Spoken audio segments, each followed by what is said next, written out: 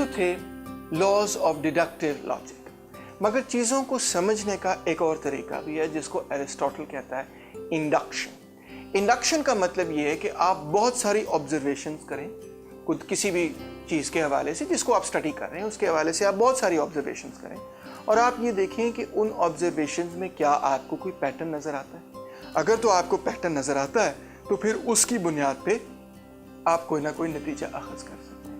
मिसाल के तौर पे अगर मैं बाहर बैठ जाऊं और मैं परिंदे देखूं मुख्तलिफ वगैरह, मैं कव्वे देखना शुरू करूं, मैं देखूं जी एक कव्वा आया वो भी काला था, दूसरा कव्वा आया वो भी काला था, तीसरा कव्वा आया, चौथा, पांचवा, इस तरह मैं 100 कव्वे बैठ के देखूं, सारे ही काले हों, तो फिर मैं ये कहूँगा आखिर में जाके कि जनाब अली मेरा ये ख्याल है कि कव्वे जो हैं बुनियादी तौर पर काले ही होते हैं। तो इसको हम कहेंगे, ये जो मेथड है चीज़ों को समझने का, इसको हम कहेंगे इंडक्टिव रीजनिंग।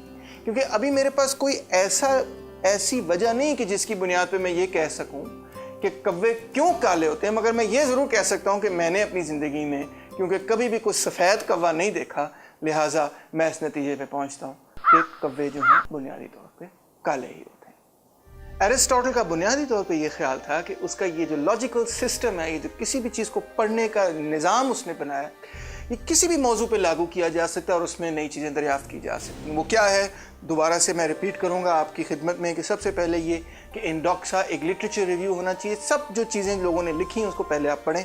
दूसरा ये कि डायलेक्टिक्स कि आप ये समझें कि उसके अंदर जो मेन बहस है, उस मौजू के हवाले से जो मेन बहस है वो क्या है और जो दो मुख्तलिफ आरा हैं वो क्या हैं। और तीसरा ये कि आप इन चीज़ों को डिडक्टिव लॉजिक के थ्रू पास करें। वो क्या है, उनके 3 असूल है। नंबर 1 ये law of identity, law of non contradiction and law of excluded middle. तमाम आर्ग्यूमेंट्स को सोलोजिस्टिक फॉर्म में प्रेजेंट करें, यानी कि उसका मेजर प्रेमिस, उसका माइनर प्रेमिस और उनमें से जो कंक्लूजन निकलती है। और इस सब चीज़ों को आप इंडक्टिव एम्पेरिकल एविडेंस जो है, जो आप अपने सेंस परसेप्शन से जो चीज़ें इकट्ठी करते हैं उनको इनके साथ जोड़ें, तो फिर आप हर मौजू के उस्ताद बन सकते हैं। एरिस्टोटल अपने इस मंतक के निज़ाम को अप्लाई करना चाहता है तमाम कुदरत पर। उसने कुदरत को पहले 2 हिस्सों में तकसीम किया, एक तरफ लिविंग थिंग्स और दूसरी तरफ non living things. Non living things में वो चीज़ें शामिल थीं जो अज खुद अपने अंदर या अपने इन्वायरमेंट के अंदर कोई तब्दीली नहीं कर सकती थी। लिविंग थिंग्स वो चीज़ें हैं जो खुद ब खुद अपनी इन्वायरमेंट को और अपने आप को भी तब्दील कर सकती हैं। लिविंग थिंग्स में क्या चीज़ें शामिल हैं, 2 और कैटेगरीज शामिल हैं। एक तरफ प्लांट्स हैं, दूसरी तरफ क्रीचर्स हैं। क्रीचर्स को मज़ीद आप 2 कैटेगरीज के अंदर तकसीम कर सकते हैं, एक तरफ एनिमल्स हैं और दूसरी तरफ ह्यूमंस हैं। और ह्यूमंस जो हैं वो बाकी तमाम चीज़ों से और ख़ास तौर पे एनिमल्स से इस हवाले से मुख्तलिफ पाए जाते हैं, इस हवाले से मुख्तलिफ कैटेगरी में शामिल होते हैं कि उनके पास अक्ल की क़ुव्वत है, मंतक की ताकत है, रीज़न की कैपेसिटी है।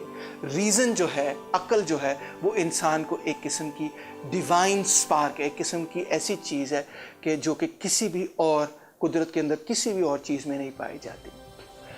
एरिस्टोटल का ये ख्याल था कि ये तमाम कुदरत जो है और इसके अंदर तमाम चीज़ें, ये इस दुनिया के अंदर तमाम चीज़ें, अर्थ पे तमाम चीज़ें जो हैं उनको असर कर रहे हैं सितारे और सियारे।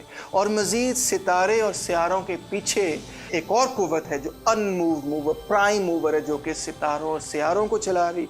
और मज़ीद सितारे और सियारे जो हैं वो दुनिया के अंदर कुव्वतों को चला रहे हैं, उनके अंदर तब्दीली जो है वो रोनमा कर रहे हैं।